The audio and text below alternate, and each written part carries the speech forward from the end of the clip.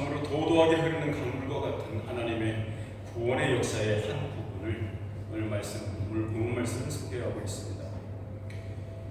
우리 교회가 서 있도록 지탱해주는 뿌리와 같습니다.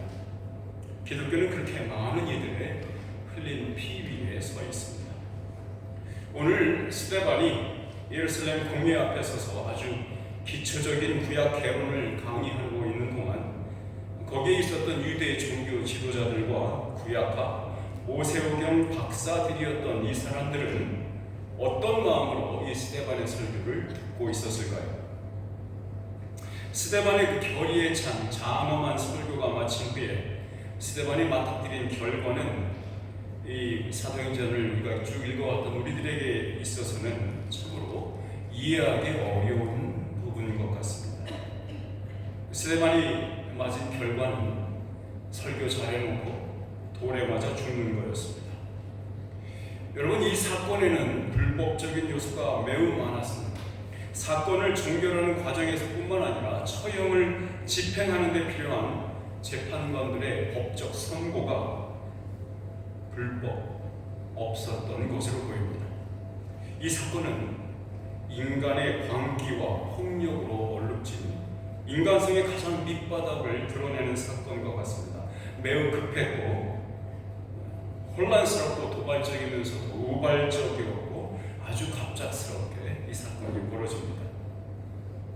한 순결한 인간이 하이에나들에게 잡아먹히는 모습을 보면서 눈살이 찌푸러지기도 합니다. 인류의 역사 속에는 인간의 이성과 상상력으로도 도저히 생각할 수 없는 일들이 계속해서 일어나고 있습니다.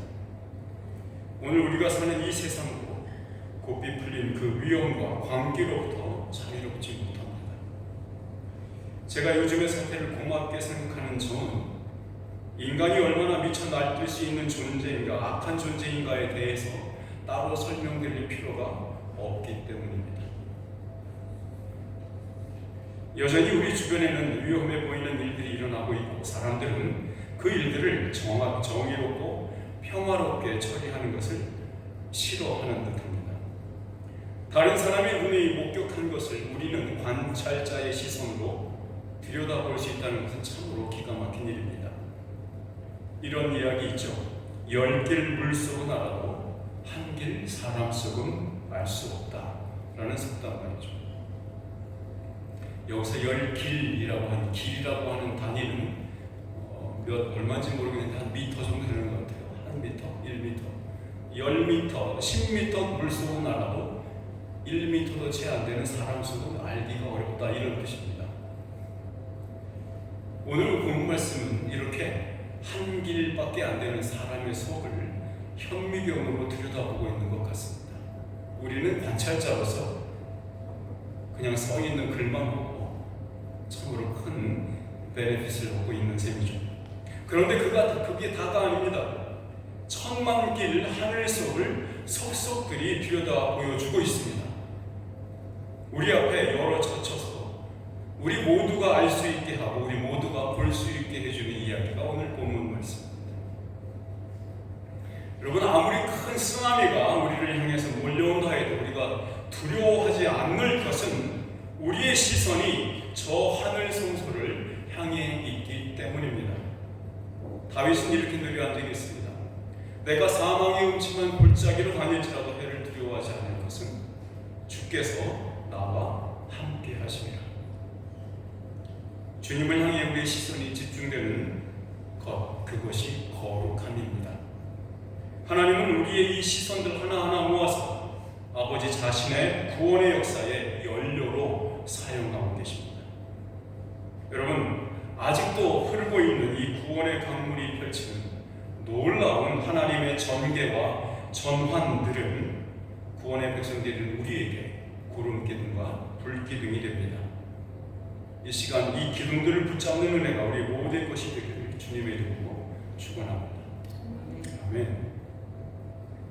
지난 시간에 우리는 이스라엘의 최고 의결 기구인 사내들인 공회가 스데반을 향하여서 고소한 두 가지의 내용을 살펴봤죠. 두 가지의 내용은 하나는 율법 모독이었고 하나는 신성 모독이었습니다. 그래서 스데반은 그에 대해서 하나하나 변증했죠. 스데반이 연설한 내용의 대부분은 구약을 짤막하게 요약한 것이 되었습니다. 한마디로 줄여버리면 이렇게 정리할 수 있습니다. 스데반의 설교에서 구약 7장, 사도행전 7장에 있는 말을 한마디로 줄이면 이렇게 됩니다. 하나님이 다 하셨습니다. 당신들이 아니라. 이렇게 줄일 수 있습니다. 스데반은 이스라엘의 권력자들과 최고의 학벌들 앞에서 담대히 도전하고 있습니다. 이렇게 말하는 것 같습니다. 지금 당신들의 손아귀에는 아무것도 쥐어져 있지 않습니다. 다만 교만과 불순종과 경건하지 않음으로 흘리는 피뿐입니다. 당신들의 손에 묻어 붙여진 이 의로운 자의 피를 보십시오.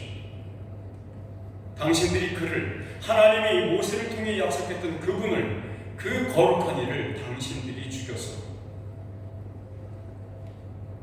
우리 본문 54절은 사내들인 공의의 원들과 그 관계자들의 반응이 어떻게 묘사되고 있는지 보여주고 있습니다. 같이 한번 읽을까요? 시작. 그들이 이 말을 듣고 마음에 찔려 그를 향하여 이를 갈거늘. 사도행전 2장에서 베드로가 설교한 후에 청중의 반응과 오늘 본문의 스데반이 설교한 후에 청중의 반응을 한국어로는 동일한 언어로 표현하고 있어요. 무척 흥미롭죠.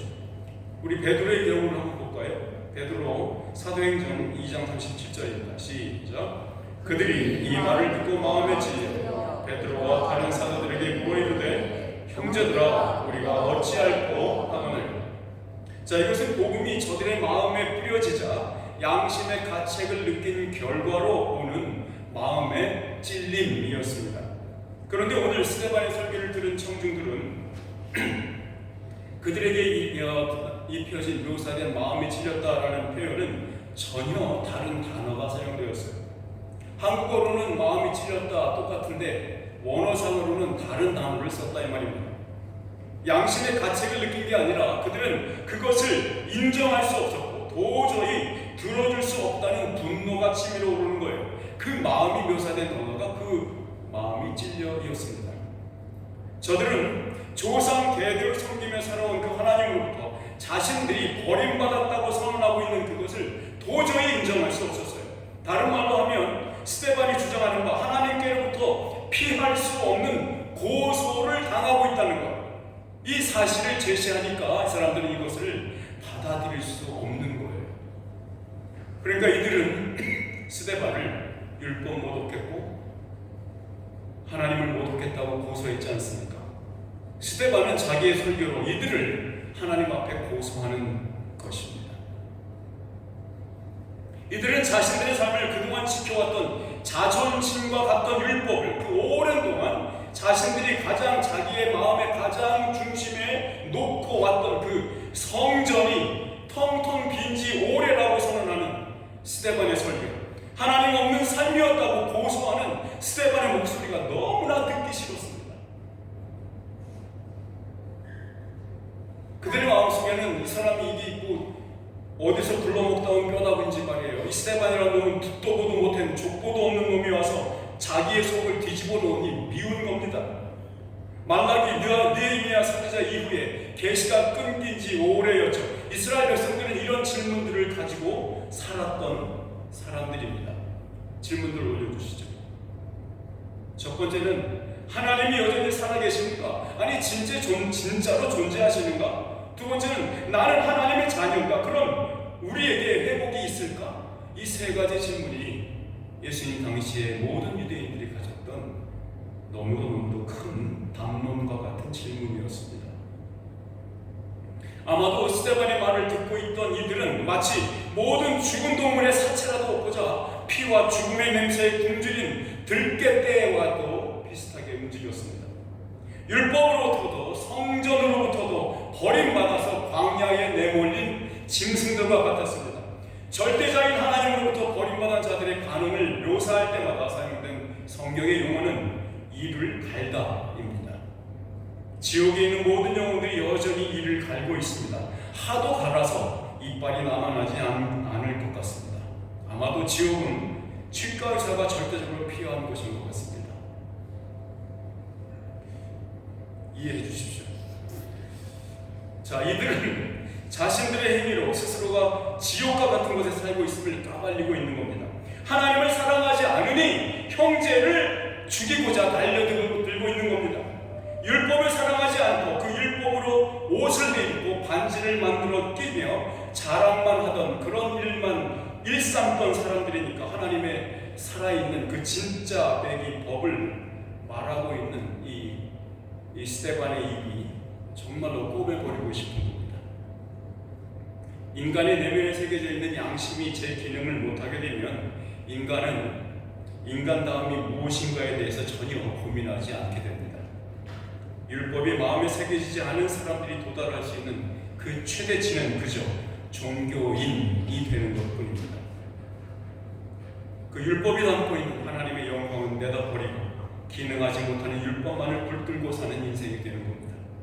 이런 자들의 입술은 언제나 다른 이들을 비판하고 정죄하는데 빠르죠. 그런 입술로는 공동체의 이론들을 세우는 일도 성숙하도록 스스로를 성찰하는 일도 할 수 없습니다. 옷을 아주 잘 차려입은 교만한 악인들이 이를 가면서 살기 가득한 눈으로 스데반을 향해 죽일 듯 달려듭니다. 무슨 일이 일어났을까요? 우리 55절에서 56절 같이 읽어봅시다. 시작. 스데반이 성령에 충만하여 하나님의 영광과 및 예수께서 하나님 그에 서신 것을 보고 말하되 보라, 하늘이 열리고 인자가 하나님 우편에 서신 것을 보노라. 네, 스데반의 시선은 하늘을 향하고 있었습니다. 여러분, 일반적으로 인간은 자신에게 극한 두려움을 주는 공포의 대상에게서 눈을 떼지 못하는 법입니다. 패닉 어택이라고 부르는 공황장애도 이와 유사한 겁니다. 망상과도 같지만 자신을 향해 달려드는 그 극한 두려움 앞에서 숨도 쉬지 못하는 패닉 상태에 빠지는 것이 인간이 보이는 일반적인 반응입니다. 그런데 스데반의 시선은 자신을 잡으려고 달려드는 우리들에게 향하지 않고 도리어 하늘을 바라보고 있습니다. 이게 어떻게 가능하죠? 여러분, 이 상황과는 아주 정반대의 케이스도 있었습니다. 성전 마당 중앙에 서서 무사람들의 존경어린 시선을 한몸에 받으면서 하늘을 바라보며 이야기합니다. 나는 한점 부끄러움이 없습니다. 11조 다 냈습니다. 헌금했습니다. 금식했습니다. 그런 자랑하던 바리새인 기억나시죠? 여러분, 하늘은 누구든지 바라볼 수 있는 공간입니다. 허락된 공간이에요. 단지 그 바라보고 있는 하늘이 자기가 딛고 사는 땅과 다르지 않다는 점이 어떤 이에게는 비극이요, 어떤 이에게는 영광스러운 일이 되는 것입니다. 여러분은 어떤 하늘을 바라보고 계십니까? 우리 본문 55절은 스데반이 목격한 사실을 기록한 부분이고요. 56절은 지금 자기를 향해서 치를 떨며 분노가 치밀어 멱살을 잡는 사람들에게 스데반이 지금 이야기하고 있는 겁니다. 자기가 무엇을 목격했는지 중계 방송해주는 장면이에요. 스데반이 보고 그리고 말하고 이 두 행위 모두를 가능하게 한 것은 오로지 성령이 충만하여라는 묘사입니다. 그 증언밖에 없습니다. 스데반의 설교 내내 그의 얼굴에 나타난 영광스러운 성령 충만한 모습은 사그라들지 않았습니다. 아마도 스데반 자신도 자기의 얼굴이 그토록 찬란한 빛에 휘감겨 있다는 것을 알 수 없었을 것입니다. 거울을 갖고 있지 않았을 테니까요. 대신에 당시 그곳에 있던 모든 공회원들은 하나도 빠짐없이 자기들의 눈으로, 두 눈으로 하나님의 임재의 빛을 목격했습니다. 그런데 웬일인지 스데반의 얼굴 빛을 아무도 반사하고 있지 못합니다. 비극이죠. 예수 그리스도만이 자기 안에서 나오는 내면의 빛으로 영광을 보인 적이 있습니다. 모든 피조물들은 하나님의 빛을 반사하는 존재입니다. 스데반도 그렇고 모세도 그렇습니다. 예수님만 홀로 자기 안에서 나오는 내면의 빛으로 하나님의 영광을 드러내는 존재이십니다. 그런데 스데반에게 달려드는 그 사람들은 하나님의 빛을 갖고 있는 이 스데반의 모습, 그 얼굴 가까이 다가오면서도 그 사람들의 얼굴에는 스데반의 빛이, 하나님의 영광의 빛이, 하나님의 임재의 빛이 반사되지 않는다는 점을 보십시오. 스데반이 마지막 호흡을 내쉴 때까지 그 영광의 빛은 사라지지 않았고, 스데반의 육체가 표현해내는 그 하나님의 빛은 그의 입에서 나오는 모든 메시지를 공식적으로 하나님의 마음이라고 인정하는 말씀을 비추는 신적 영광이었습니다.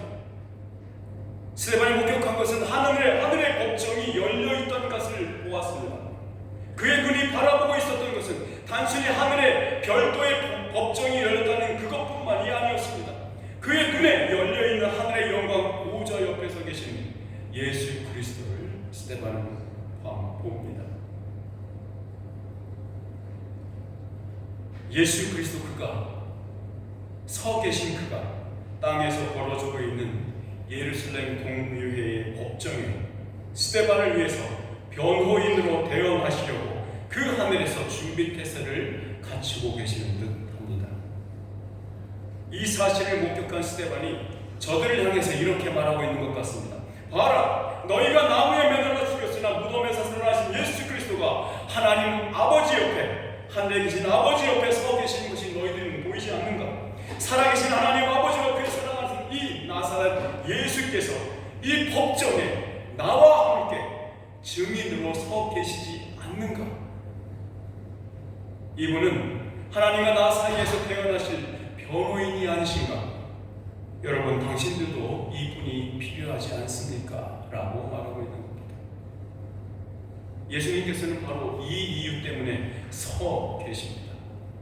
예수님은 이 땅에서 열린 예루살렘 공회의 증인으로서 스데반 옆에 서 계실 뿐만 아니라 천상의 법정에서도 스데반의 옆에 서서 그를 변호하고 계시는 겁니다.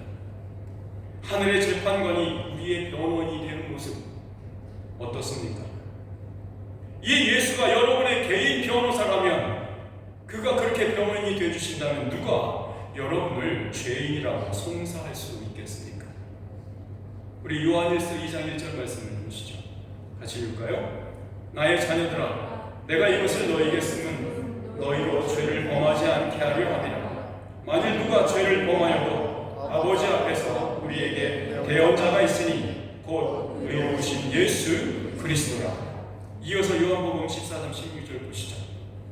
시작. 내가 아버지께 구하겠으니 그가 또 다른 보혜사를 너희에게 주사 영원토록 너희와 함께 있게 하리니 그는 진리의 영이라. 세상은 능히 그를 받지 못하나니 이는 그를 보지도 못하고 알지도 못함이라. 그러나 너희는 그를 아나니 그는 너희와 함께 거하시니로 너희 속에 계시겠습니다. 예수님은 스스로를 보혜사라고 소개하셨습니다. 보혜사, 그것은 변호인 또는 대언자라고도 바꾸고 말할 수 있습니다. 성령님은 예수님께서 보내신 변호인이시니 보혜사이십니다. 여기 이분이 우리들의, 여러분의 개인 변호사이심을 믿으시기 바랍니다. 성령님과 예수님과 함께 법정에 당당히 서서 말씀을 전하는 스데반의 영혼의 상태를 표현하는 말은 당연히 성령 충만으로 기록되어 있습니다. 스데반은 볼 수 있었던 그것을 다른 사람들은 볼 수 없었습니다. 볼 수 없었던 것뿐만 아니라 들을 수도 없었습니다. 단지 그들은 성령을 받은 적이 없기 때문입니다. 성령 충만한 삶은 성령님과 동행하며 주님께 의존하는 삶을 말합니다. 스데반이 느꼈을 그 영혼의 충족감과 만족은 어느 정도였을까요? 인간의 영혼이 담을 수 있는 그 용량을 넘어서는 것은 아니었을까요? 하나님을 직접 뵙게 된다면 그의 거룩함 앞에 남아나지 않는 것이 피조물인 사람들의 영혼 아니겠습니까? 스데반의 눈과 예수님의 눈이 서로를 바라보고 있는 것 같습니다. 마치 태풍의 눈 속에 있는 고요함과 평온함을 서로가 느끼고 있지 않았을까요? 하나님께서 우리를 돌보시고 계심을 확인하기 위해서 우리에게는 꼭 그분의 음성이 필요한 것은 아닙니다. 그가 거기 계시니 내가 여기 있음의 근거요, 이유요, 내 소망의 자랑이 되는 것입니다. 그분이 살아 계신다는 것을, 그 사실을 믿기 위해서 우리에게 뭐가 더 필요합니까? 필요합니까? 이처럼 광야에 버려진 메마른 영혼을 가진 자들이 유일하게 할 수 있었던 리액션이 반응이 여기 57절과 58절에 이렇게 묘사되어 있습니다. 같이 읽겠습니다. 그들이 큰 소리를 지르며 귀를 막고 일제히 그에게 달려들어 성 밖으로 내치고 돌로 칠세. 증인들이 옷을 벗어 사울이라 하는 청년의 발 앞에 두니라. 칼끝처럼 날카로운 비명소리를 지르며 스데반에게 달려드는 자들은 평소에 이스라엘 백성들 앞에서 긴 옷을 입고 자랑하면서 수염을 매만지던 자들이 아니었습니까? 하나같이 정장 빼든 교수들과 정치인들이 아니었습니까? 율법을 가르치던 자들이었고 대중의 지지 세력인 여론을 더 얻기 위해서 무슨 일이라도 하던 자들이 아닙니까? 자기들이 이토록 이성을 잃고 본능만 남아서 고삐 풀린 짐승의 모습을 보이게 될지 자신들조차 짐작도 못했을 것입니다. 불행하게도 우리 중 누구도 이들과 다르지 않다는 점, 그것이 이게 비극이죠. 만일 우리의 마음이 성령님의 지배를 받지 않고 죄와 사망의 얼매인 노예로 살아간다면 이들이 보여주는 그 괴기한 모습이 바로 우리의 얼굴일 수밖에 없습니다. 이들은 공회의 재판이 끝나기도 전에 최후 변론을 하던 스데반에게 달려들어서 그를 거세게 끌고 나가버립니다. 스데반이 저들을 살인자들이라고 몰아세워서 그토록 분노했던 것일까요? 스데반을 성 밖으로 내칩니다. 여러분, 전통적으로 투석형, 즉 돌을 던져서 사람을 죽이는 투석형이 실행되던 장소가 있었습니다. 그곳으로 스데반을 끌고 가는 거죠. 왜냐하면 돌에 맞아 죽은 사람의 시체, 그것 또한 부정하다고 규정되어 있기 때문입니다. 그러니까 돌을 쳐서 죽이는 그 처형과 사후 처리를 깔끔하게 할 수 있는 장소가 따로 있었습니다. 힘센 광신도들은 아무런 저항을 하지 않는 어린 양과 같은 스데반을 끌고 그 죽음의 장소에 다다랐습니다. 이들의 머릿속에는 구약의 이 구절만 있었을 것입니다. 그들의 결정과 실행에 기름을 붓고 있는 것 같습니다. 레위기 24장 14절의 16절은 지금 이들이 스데반에게 하는 행동을 정당화해주는 말씀으로 사용되기에 충분했을 것 같습니다. 그 말씀을 같이 읽어볼까요? 시작. 그 하나님의 이름을 저주한 사람을 진영 밖으로 끌어내어 그것을 들은 모든 사람이 그들의 손을 그의 머리에 얹게 하고 온 회중이 돌로 그를 칠지니라.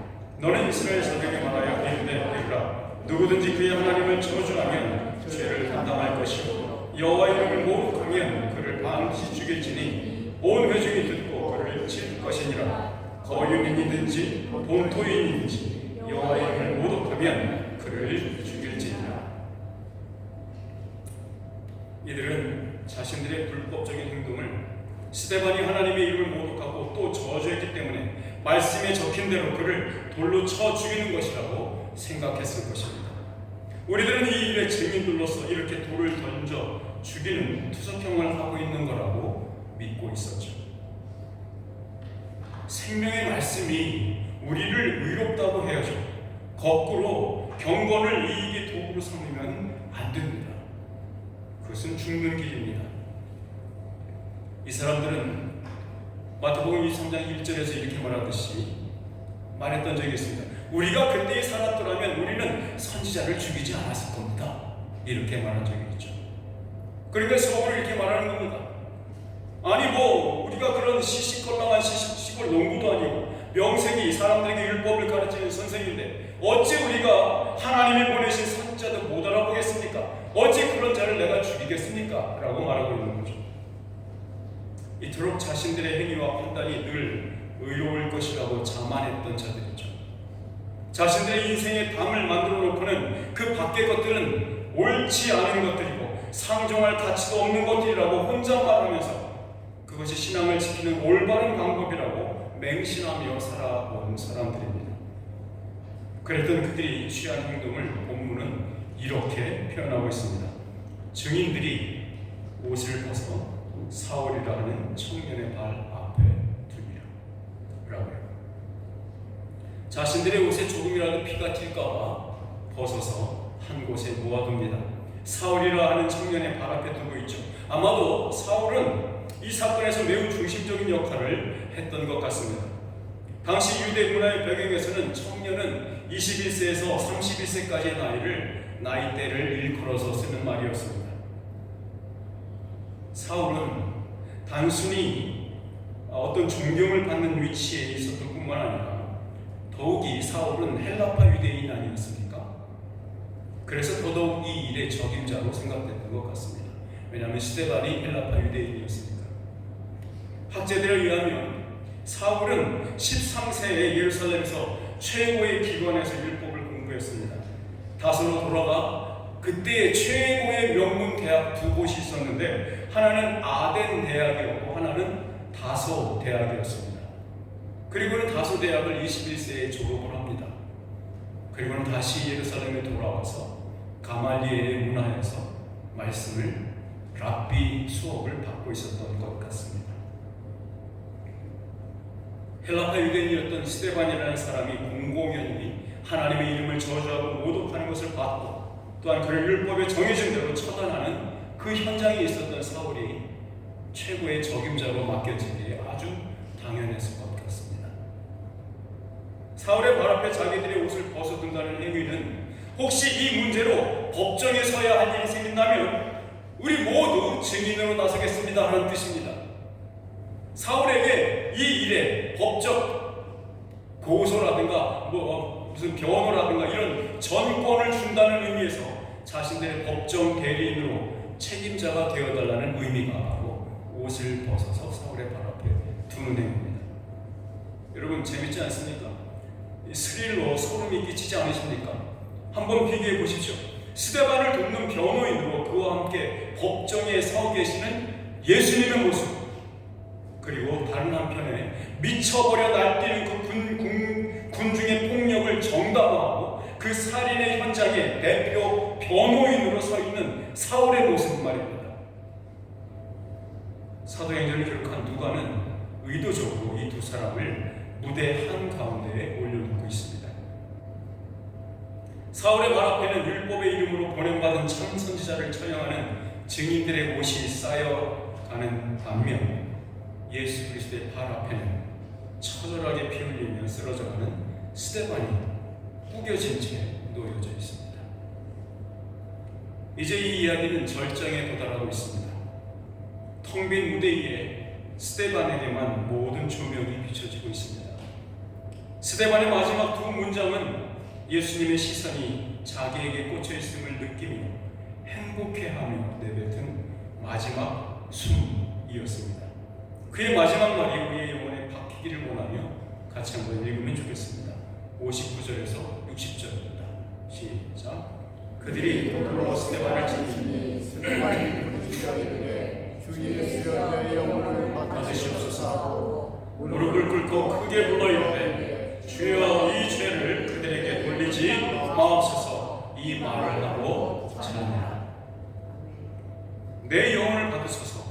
그리고 주여 이 죄를 그들에게 돌리지 마옵소서. 이 두 문장이 스데반의 마지막 호흡에 실린 말이었습니다. 스데반의 순교의 장면과 이 마지막 말들은 예수 그리스도의 십자가상의 마지막 말들을 연상시키죠. 똑같습니다. 예수님은 스데반의 마지막 순간에 함께 그의 곁을 지켜주셨습니다. 스데반이 이렇게 말할 수 있었던 능력은 뭘까요? 스데반이 이런 말을 마지막 두 문장을 할 수 있었던 능력은 어디서 나왔을까요? 예수님께서 그 옆에서 변호인으로 서 계시기 때문입니다. 예수님은 이 똑같은 말씀을 하시면서 자신이 사랑하는 아버지의 품으로 자신의 영혼을 맡겼던 것처럼 스데반은 자신과 눈이 마주친 예수 그리스도의 언어를 그대로 되뇌이면서 자기가 사랑하는 그 예수님의 품으로 안기고 있습니다. 신약성경은 성도의 죽음을 늘 잠잔다라고 묘사했습니다. 스데반은 그저 눈 감았다 뜨니까 주님의 품 안에 있는 자신을 발견했을까요? 그러나 마치 믿음이 좋은 사람은 죽음도 늘 평안하게 막 조용히 맞이할 것이라고 기대하는 것은 이 글에 대한 왜곡일 수 있습니다. 혹은 주님 저에게도 이처럼 극적인 죽음을 맞기 원합니다라고 서원 기도하는 것도 잘못 적용하는 것입니다. 우리는 스데반의 육체가 그 마지막 숨이 끊어지기까지 견뎌내야 했던 그 고통을 그저 멋있는 스토리 라인 속에 숨겨둘 필요가 없습니다. 우리는 하나님께서 모든 육체에게 정하신 그 죽음에 매일처럼 다가가고 있습니다. 아무리 젊은 자라도 아무리 어려도 누구도 피할 수 없는 거죠. 우리가 스데반의 마지막 모습에서 주목해야 할 것은 그가 얼마나 순식간에 죽었을지 혹은 얼마나 고결하게 죽었는지가 아닙니다. 그의 입에서 나온 그 말에 집중하셔야 합니다. 예수님의 십자가를 보십시오. 배척받고 죽임당하고 그리고 나서야 살아나십니다. 믿는 자의 죽음은 예수 그리스도 안에서 더 이상 감출 것도 창피한 것도 부정한 것도 아닙니다. 오히려 우리를 향한 하나님의 구원 역사에 새로운 챕터가 열리는 것입니다. 스데반은 죽음을 준비했던 사람인 것 같습니다. 누군가의 삶의 마지막 순간이 왔을 때 그가 미리 어떤 말을 할지 고민하지 않았다면 그렇게 말할 수 없었을 것입니다. 여러분, 오늘 우리가 준비하지 않으면 그날이 왔을 때 할 말이 없겠죠. 그저 뜻없는 말만 혹은 아무것도 남기지 못할 수도 있을 겁니다. 스데반의 설교와 순교가 일어난 이후에 사도행전 1장에서 6장까지 진수처럼 많은 사람들이 주님의 제자로 들어왔다는 기록은 스데반의 죽음 이후에는 없습니다. 오히려 이 사건에서 유일하게 복음으로 참 자유인으로 산 스데반의 죽음을 통해서 성령님께서 어떤 열매를 맺었는지 이렇게 말하고 있습니다. 하나님은 그렇게 자기 자녀들의 죽음을 의미 있게 만드십니다. 이것이 하나님이 베푸시는 장기식입니다. 여러분은 이러한 하나님을 사랑하고 계십니까? 본문 8장 1절에서 3절까지 말씀을 한번 같이 읽어보겠습니다. 시작. 사울은 그가 죽임당함을 마땅히 여기더라. 그날에 큰 박해가 있어 사도 외에는 다 유대와 사마리아 모든 땅으로 흩어지니라. 경건한 사람들이 스데반을 장사하고 위하여 크게 울더라. 사울이 교회를 장렬할 새 각 집에 들어가 남들을 끌어다가 옥에 넘기니라. 예루살렘 교회에 가해진 공권력의 협박과 박해는 스데반을 죽이는 사건을 기점으로 더욱더 광범위하게 넓혀졌습니다. 집집마다 수색하여서 예수 믿는 자들을 체포하였고 크리스찬을 향한 모든 불법적인 폭력이 묵인되기 시작했습니다. 역설적이게도 교회가 어려움에 처함으로써 교회에 주어진 사명이 성취될 계기가 마련된 겁니다. 오직 성령이 너희에게 임하시면 너희가 권능을 받고 예루살렘과 온 유대와 사마리아와 땅 끝까지 이르러 내 증인이 되리라고 말씀하셨던 사도행전 1장 8절의 말씀이 이렇게 성취되고 있었습니다. 그 순서 그대로 말이죠. 다만 어려움과 핍박과 박해라는 채찍을 통해서 주님의 약속은 성취되어 갔고 이것은 우리에게 참으로 아이러니할 수밖에 없습니다. 사도들은 가장 위험하고 리스크가 큰 지역인 예루살렘을 떠나지 않았습니다. 남았고 교회를 지켰습니다. 사도들은 위험하더라도 자신들이 마땅히 감당해야 할 임무를 완수하려고 그 장소를 떠나지 않았던 것 같습니다. 스데반의 죽음은 두 가지를 만들어냈습니다. 첫째는 사마리아로 복음의 씨앗이 흩어지게 했습니다. 둘째는 사명을 계승할 후계자를 하나님의 구원의 역사의 무대 위로 올려놓는 역할을 훌륭하게 해냈습니다. 복음을 사마리아로, 복음을 다음 세대로라는 말이 스데반의 무덤 앞에 세워진 비석에 기록된 말일 수 있습니다. 그럼 여러분, 우리는 스데반의 인생을 두고 성공한 인생이라고 볼 수 있을까요? 네, 그렇습니다. 두 말에서 뭐가 하겠습니까? 하늘 재판장의 자리에서 일어나 스데반의 곁에 서서 스데반을 변호해주고 계시는 예수님, 그리고 스데반이 자신의 영혼을 받아주시기를 간구하는 기도에 두 손 벌려 받아주시는 그 예수님, 스데반의 죽음이 끝이 아닌 하늘 성소에서의 새로운 시작임을 눈빛으로 위로하며 기다리고 계시는 그 예수 그리스도를 여러분들은 바라보고 계십니까? 우리가 진정 무엇을 우리 인생의 토대와 기초로 삼고 있는지 밝혀지는 때는 우리 인생에서 그것들을 빼앗기는 경험을 할 때 알게 됩니다. 우리 중 누구도 마지막 순간까지 잃지 않아야 하는 것을 반드시 뺏기지 않아야 합니다. 열쇠는 이것입니다. 세상의 것들이 우리를 사로잡게 할 것인가, 아니면 그리스도의 사랑이 우리를 휘어잡아 이끌게 할 것인가 하는 것입니다. 성령님의 약속입니다. 고린도후서 5장 14절에 이렇게 말합니다. 그리스도의 사랑이 우리를 강권하십니다. 이렇게 우리를 이끄시는 그분의 사랑은 우리와 함께 사랑하고 싶어 하십니다. 여러분, 그의 사랑에서 매달리고 떨어지지 마시기 바랍니다. 그의 십자가 나무로부터 주님의 생명력을 계속해서 공급받으시기를 주님의 이름으로 축원합니다. 모두 자리에서 일어나서 이 거룩한 말씀을 함께 받기 원합니다. 로마서 8장 16절에서 17절 말씀입니다. 우리 다 같이 큰 소리로 읽어봅시다. 시작. 성령이 친히 우리의 영과 더불어 우리가 하나님의 자녀인 것을 증언하시나니 자녀이면 또한 상속자 곧 하나님의 상속자요 그리스도와 함께한 상속자니 우리가 그와 함께 영광을 받기 위하여 고난도 함께 받아야 할 것이다. 아멘.